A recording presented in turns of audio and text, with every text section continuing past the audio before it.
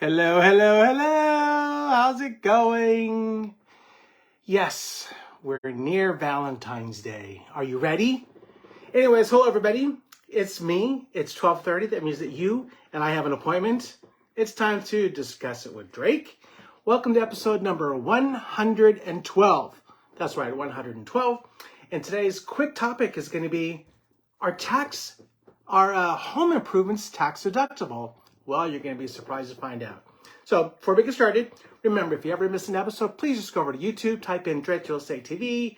Please hit subscribe, and then you never miss an episode. Okay? So if you stop by, please say hello in the comments. I'd greatly appreciate that. So let's talk about this.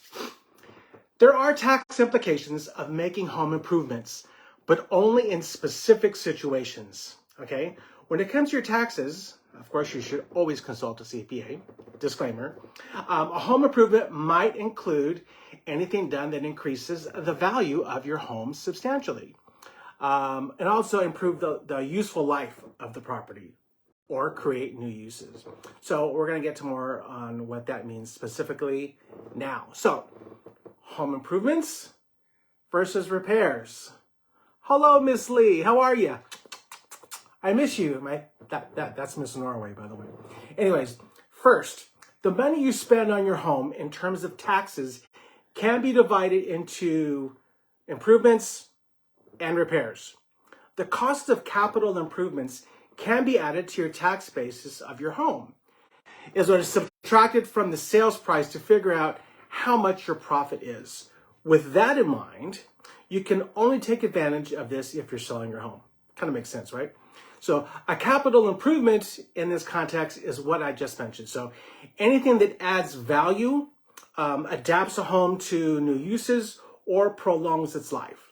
So something that you could include as capital improvement, might be a new roof or adding central air conditioning. Capital improvements that don't have to be big purchases either. Something like, storm windows, they actually count. And so does adding a home security system. Repairs that can't be added to your basis, well, repairs might include something like painting your home or fixing your gutters, stuff like that. If you do make improvements to your home, make sure that you keep records of everything so that way you have that information when it's time to sell. And then, of course, you're going to contact me. So anyways, let's talk about something very, very interesting, and that is tax deductions for a home office. Of course, this became big about, 3 years ago now? Yes, thank you, COVID. Anyways, one way you can save on your tax, excuse me, one way that you can save on your taxes and improve your home at the same time is to build a home office. Okay, you actually get a small deduction on improvements to make your home if you're using one of the homes exclusively as your work area. Which of course, many people are doing now. Any repairs benefiting your home can also be deducted based on the percentage amount of your home that's actually used as an office. Similarly, if you rent out part of your home, you might be able to deduct what you make in improvements to that area if you were to. So just to give you an example, if you added a bathroom to that area of your home that you rent, well, you might be able to write that off in its entirety. Of course, you're always going to want to consult your CPA. Okay, also, medical modifications. Okay, this is a big thing. If a healthcare provider suggests modifications to your home to help you or to allow you to provide care for a family member, such as an aging parent, the expenses of these updates may be deductible. Okay, examples including adding a wheelchair ramp, modifying your doorways, because sometimes they need to be a little bit wider. If the improvement adds value to your home, on the other hand, well, then it's not really considered deductible. So lastly, I want to talk about upgraded energy systems. The IRS has residential energy efficient property credits, qualifying properties according to their guidelines updated in April of 2021. Includes solar electric, solar water heaters, fuel cell properties, and small wind turbines. I haven't seen that on the property yet.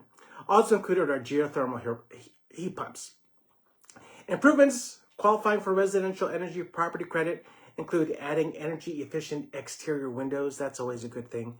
And doors and skylights and roofs that are metal or asphalt. Insulation updates are included. And also so are upgrades to heating and air systems to make them more energy efficient. So yes, there are some ways to save on your taxes by upgrading your home, but limitations do exist. So if you're unsure of anything, it's best to talk to your CPA because guidelines can and will change year to year. So anyways, that's all I have for you today. I hope you found it interesting. Come back next week. I want to give a shout out to Realty Times for the information that they provided me that I can provide to you. And as always, please don't keep me a secret. Share this with everyone you know, and if there's a topic that you would like me to discuss in the future, just let me know and I'll get it on the calendar. Please, I hope you have a fantastic week. Make it a loving, loving week. You like my tulips? They're my favorite, purple tulips.